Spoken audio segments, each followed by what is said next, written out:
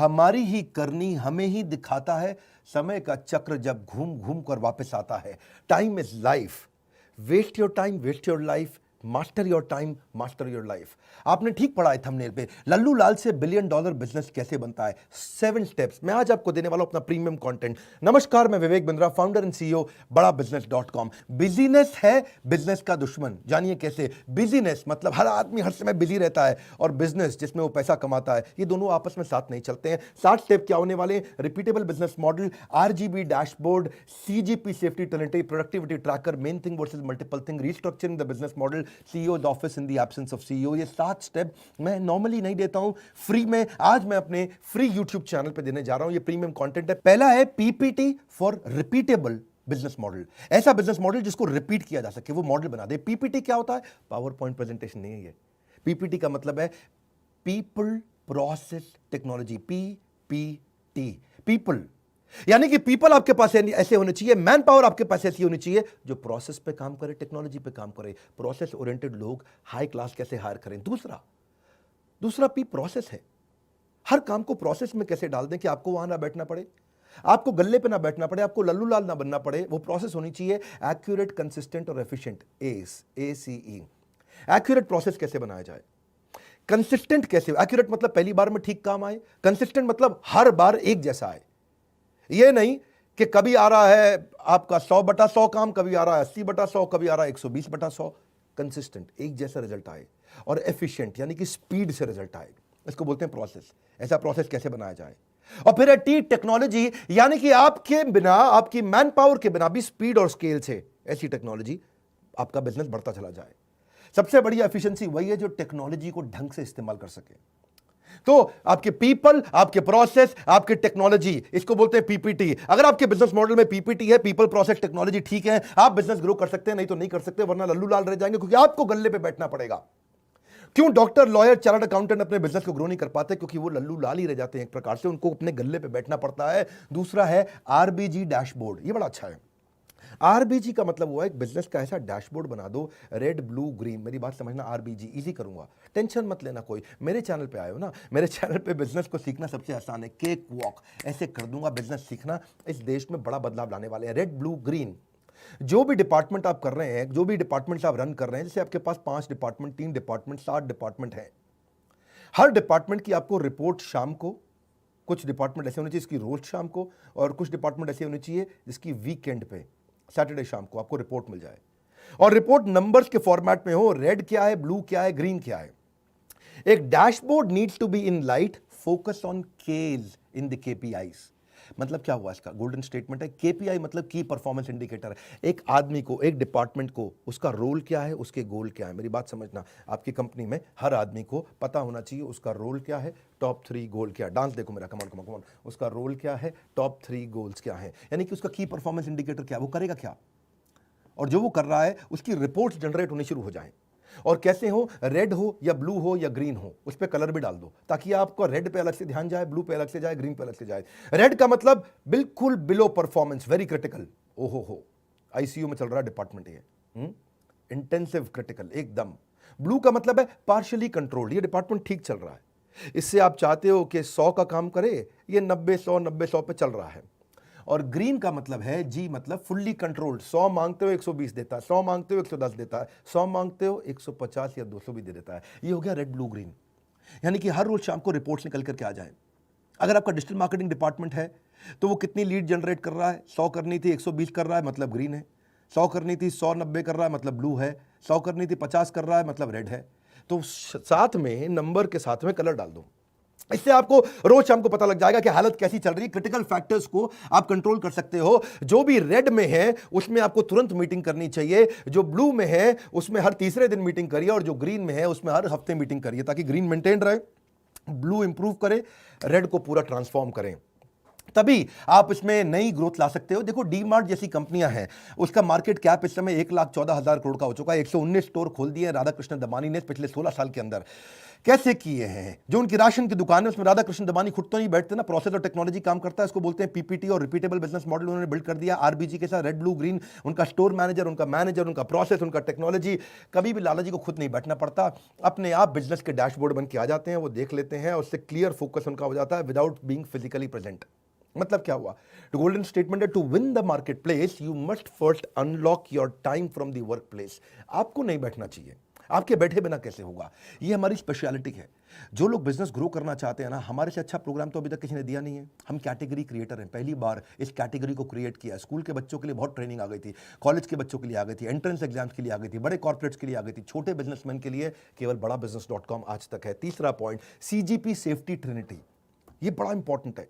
ये सब मैंने कभी बताया नहीं है यूट्यूब पे, लेकिन आप बता रहा हूं, मजा आएगा। कैश, ग्रोथ और प्रॉफिट, ये ट्रायंगल होता है। कैश, ग्रोथ और प्रॉफिट, इनका आपस में रिलेशन है ना? है कि नहीं है? कोई रिलेशन नहीं है इनका आपस में। मेरी बात समझना, यही कमाल की चीज है। अगर आपको बिजनेस रिमोटली बैठ के कंट्रोल करना है, इन 3 चीजों को पकड़ लो हर हफ्ते। आपका इस हफ्ते कैश कितना आया, ग्रोथ कितना हुआ पिछले हफ्ते के मुकाबले या पिछले महीने के मुकाबले, और प्रॉफिट्स कितने बने थे। ये तीनों अलग चीजें हैं। ऐसा हो सकता है कि आपके बिजनेस में कैश आ जाए, यानी कि जो माल बेचा एडवांस पेमेंट आ गया, जो माल बेचा इमीडिएट पेमेंट आ गया, ग्रोथ भी हो रहा है, पिछले महीने 100 का बेचा, इस महीने 150 का बेचा, लेकिन मार्जिन नहीं था। जितने का बनाया उतने का ही बेच दिया। यानी कि आपकी ग्रोथ हुई, माल बहुत तेज बिका, सेल्स बढ़ी है, कैश भी एडवांस पेमेंट में आ गई, तुरंत पेमेंट में आ गई, लेकिन आपके मार्जिन नहीं थे, प्रॉफिट नहीं थी। यानी कि 100 की चीज को 100 में बेच दिया, 100 की चीज को 98 में बेच दिया, 100 की चीज को 95 में बेच दिया। दूसरी तरफ यह भी हो सकता है कि आपकी ग्रोथ हो रही हो, सेल्स खूब बढ़ रही हो, प्रॉफिट भी बहुत आ रहा हो, यानी कि आपने 100 की चीज 150 में बेच दी, लेकिन उधार में बेच दी, कैश नहीं आ रहा हो। यह भी पॉसिबल है कि ग्रोथ है, प्रॉफिट है, लेकिन कैश नहीं है। आपको सीजीपी तीनों कंट्रोल करने हैं।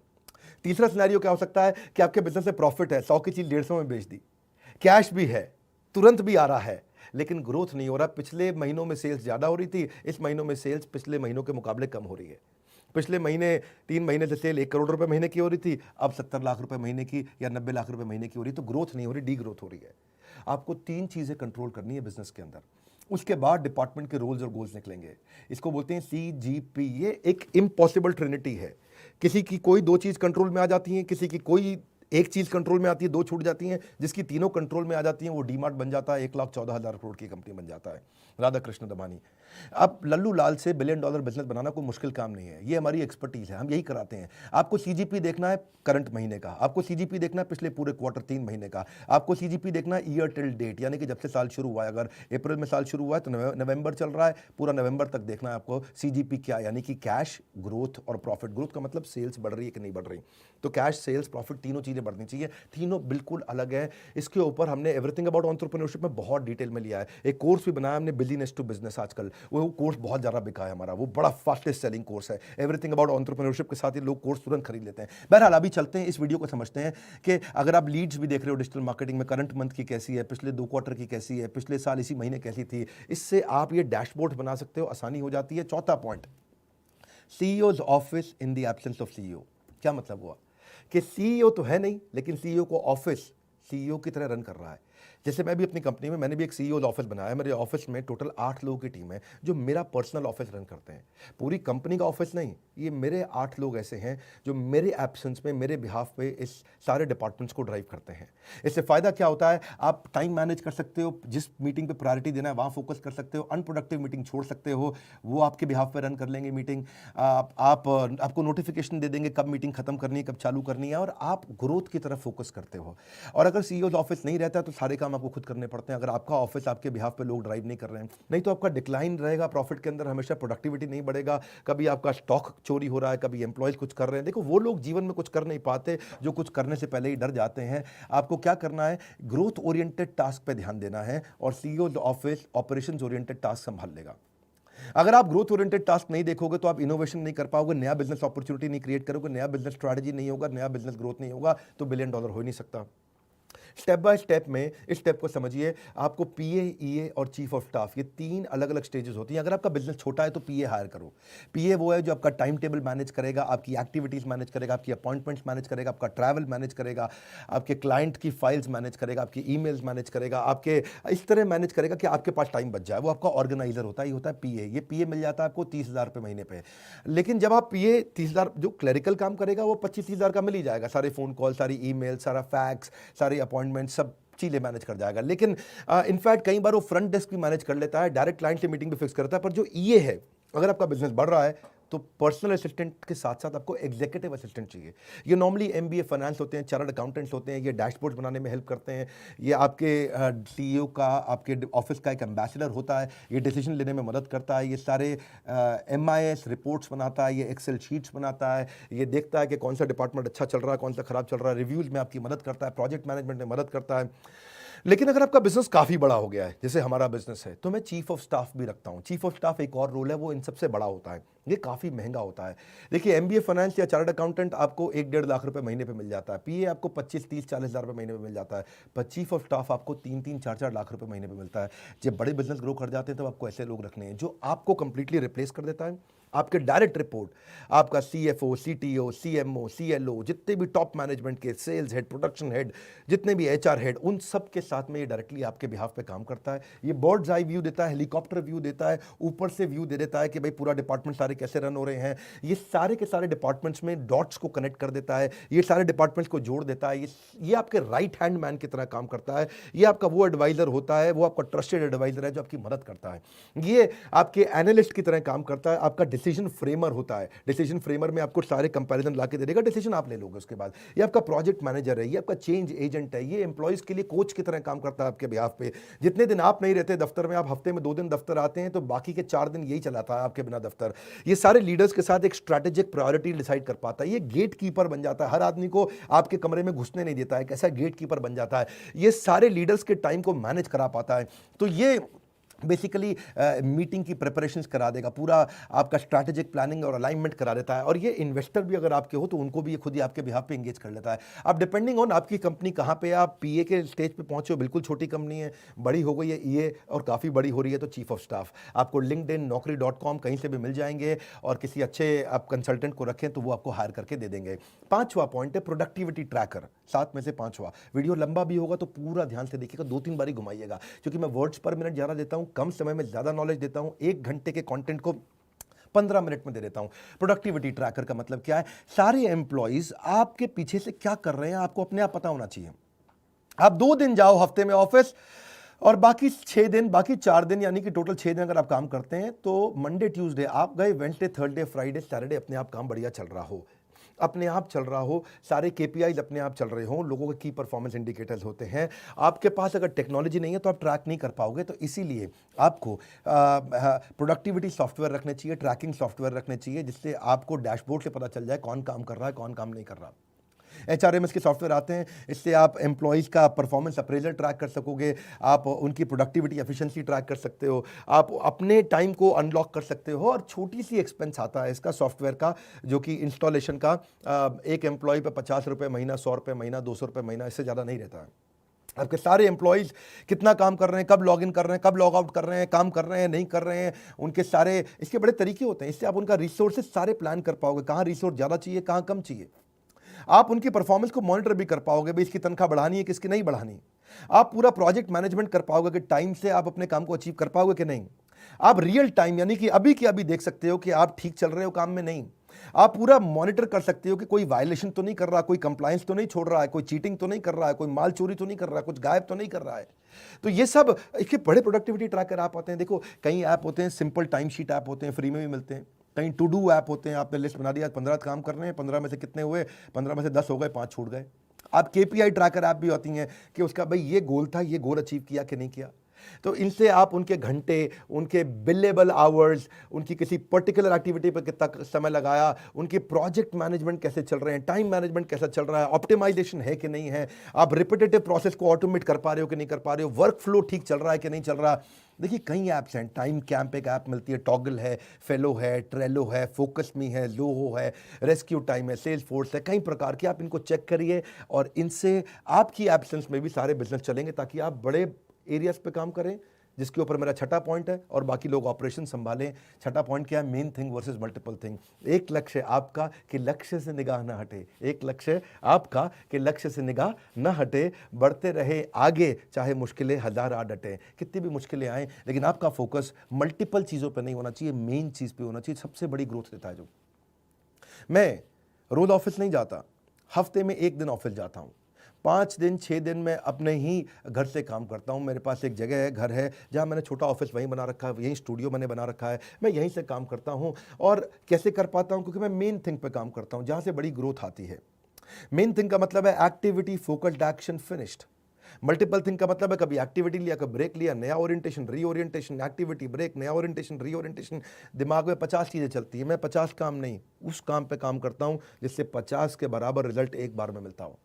क्या कहते हैं वो, 100 सुनार की एक लोहार की। ठीक पकड़ा। तो मेरा थिंग्स टू डू भी जो है ना, वो भी डिवाइड कर रखा है। जो बड़े गोल हैं वो फर्स्ट हाफ में करता हूँ, और जो छोटी छोटी चीज़ें हैं वो सेकंड हाफ में उनके लिए टाइम बचा लेता हूँ। इसको बिजीनेस से बिजनेस पे लाने का तरीका है। मेन थिंग से आप क्या करते हो? इंप्रूवमेंट लाते हो। मल्टीपल थिंग से आप मेंटेनेंस करते हो। बड़े कामों पर फोकस आप कैसे करो, ये उसी पे बात हो रही है। तभी लल्लू लाल $1 बिलियन पहुंच सकता है। आप 8 AM पे लिख लीजिए, सुबह सुबह आपका कमिटमेंट क्या है। 8 PM पे लिख लीजिए आपका अचीवमेंट क्या है, आपके मेन गोल हुए कि नहीं हुए। 5 मिनट लगते हैं, ज़्यादा समय नहीं लगता, आप आसानी से कर सकते हो। और इंप्रूवमेंट साइकिल चेक कर लो भी, क्या हुआ अच्छा, व्हाट वेंट वेल आज दिन भर, व्हाट वेंट रॉन्ग आज दिन भर, व्हाट कुड बी इंप्रूव्ड कल क्या करूंगा, आज क्या अच्छा हुआ, क्या खराब हुआ, कल क्या अच्छा होने वाला है। रात को रिव्यू कर लो, आपका दिन अच्छा हो जाएगा, अगले दिन और प्रोडक्टिव हो जाएगा। 7वां पॉइंट, अपने पूरे बिजनेस मॉडल को रिस्ट्रक्चर करो। हमने भी ऐसे ही किया है। मैं कैसे स्टेप बाय स्टेप अपनी कंपनी को बहुत बड़ा किया, एवरीथिंग अबाउट एंटरप्रेन्योरशिप हमारे कोर्स में। ये सब चीज़ें एक साधारण बिजनेसमैन के लिए संजीवनी बूटी है, अमृत है हमारा कोर्स। क्यों हज़ारों लाखों लोग हमारा ही कोर्स खरीदते हैं? क्यों दूसरों के वीडियोस नहीं देखते? क्योंकि हम लोग बहुत बढ़िया एनिमेशन, बहुत बढ़िया कंटेंट, बहुत बढ़िया प्रेजेंटेशन देते हैं, ईजी कर देते हैं सामने वाले के लिए। 1 घंटे की बात को 10 मिनट में सिखा देते हैं, इतनी स्पीड से दे देते हैं। ये सब हम क्यों दे पा रहे हैं? क्योंकि हम कैटेगरी क्रिएट करके आज, that's the reason we are number 1 by far. Number 2 3 4 5 पे कोई दिखता नहीं है, अहंकार नहीं है, ये हम विनम्रतावश आपकी सेवा के लिए करने का प्रयास कर रहे हैं। डॉक्टर, लॉयर, चार्टर्ड अकाउंटेंट, ये जितना काम करते हैं उतना कमाते हैं। लेकिन अगर आप इसको समझ जाएं, ये इस बिजनेस मॉडल को, इसको बोलते हैं पैसिव इनकम का बिजनेस मॉडल। आप अपने आप कमाएंगे, आप नहीं रहेंगे अपने दफ्तर में तो भी आप कमाएंगे। Passive income is must, because you may retire but your money will never retire. वो हमेशा आपको कमा के देगा। जो पैसिव इनकम, उसमें आपकी royalties, interest income, rental income, subscription income, business ownership income, ये सब आता है। लेकिन जो कमजोर बिजनेस है वो सेल्फ एम्प्लॉयड है। जितना देर गल्ले पे बैठेंगे उतना ही कमाएंगे, या फिर बेचेंगे तब कमीशन कमाएंगे, या फिर केवल नौकरी करते रह जाएंगे। फाइनेंशियल फ्रीडम लाने के लिए आपको पैसिव इनकम जनरेट करना है, और उसके लिए आपको केवल 6 प्रश्नों का उत्तर देना है। जो बिजनेस आप कर रहे हो उसके बिजनेस मॉडल में क्या आपको इमीडिएटली कैश मिलेगा कि नहीं मिलेगा? दूसरा, क्या आपके बिजनेस मॉडल में रेगुलर कैश मिल रहा है कि नहीं मिल रहा आपको? तीसरा, क्या आपको सस्टेन्ड कैश मिलेगा या कभी कम ज़्यादा होगा? चौथा, क्या कैश फ्लो बढ़ता बढ़ता बढ़ता मिलेगा या आगे चल के घटना लगेगा? और पांचवा, क्या आपका पर्सनल टाइम लगेगा कि नहीं लगेगा इसमें? क्या पर्सनल टाइम के बिना कर सकते हैं? चलो मैं 6 नहीं, पहले ये 5 ही प्रश्न दे रहा हूं आपको। ये 5 प्रश्नों को समझ लीजिए। क्या तुरंत कैश आ रहा है? क्या रेगुलर कैश आ रहा है? क्या टिका हुआ सस्टेन्ड कैश आ रहा है? क्या कैश बढ़ बढ़ के आएगा? और क्या आपको पर्सनल बैठे बिना आपके काम हो जाएगा? अगर अपने 5 का आंसर यस की जगह नो है तो बोर्ड लाइन नंबर पर फ़ोन करिए, और 5 में से अगर एक का भी आंसर नो है तो फ़ोन करिए, पूछिए कि कैसे एवरीथिंग अबाउट एंटरप्रेन्योरशिप आपकी ज़िंदगी बदल सकता है। और अगर 5 का आंसर यस है तो आपको हमारे कोर्स की आवश्यकता नहीं है, क्योंकि हमारा कोर्स आपको इन 5 के बाद उत्तर देता है कि इन 5 का आंसर कैसे निकालना है। यही हमारे एवरीथिंग अबाउट एंटरप्रेन्योरशिप में सारे बिलियनियर्स ने सिखाया, और यही मैं और हमारे सब्जेक्ट मैटर एक्सपर्ट प्रोफेसर लाके सिखाते हैं। एक रिक्वेस्ट करूंगा, ये 7 स्टेप्स को दोबारा 2-3 बार देखना पड़ेगा आपको, उसको रोक रोक के देखना पड़ेगा। नोट्स बनाइएगा, अपनी टीम के साथ ब्रेनस्टॉर्मिंग करिए, अपने लीडर्स के साथ ब्रेनस्टॉर्मिंग करिए। ये नॉर्मल मोटिवेशनल वीडियो नहीं था, ये जेन्युइन 7 स्टेप्स हैं जो जिंदगी बदल सकते हैं आपके। इस वीडियो को उसको शेयर करिए जिसको ये काम आ सकते हैं। हो सकता है ये वीडियो सब तक ना पहुंचे, क्यों नहीं आप शेयर करके अपने यारों दोस्तों में जिनको जिनको बिजनेस ग्रो करने में बहुत स्ट्रेस चल रहा है, उनको शेयर करिए प्रूवन 7 मेथड्स जो मैंने खुद यूज़ किए हैं और सारे टॉप बिलियनियर्स यूज़ करते हैं। मेरे सारे बिलियनियर प्रोफेसर्स के साथ मैं डिस्कशन करता हूँ, ये 7 स्टेप्स गेम चेंज कर सकते हैं। अगर आप नए आए चैनल पे सब्सक्राइब जरूर करिए, तो ऐसे वीडियोस मिस हो जाएंगे। लाइक करके उत्साह बढ़ाइए हमारे साथ जुड़े रहने के लिए, हर बार वापस आके वीडियोस को देखने के लिए, दुनिया का नंबर 1 एंटरप्रेन्योरशिप यूट्यूब चैनल बनाने के लिए।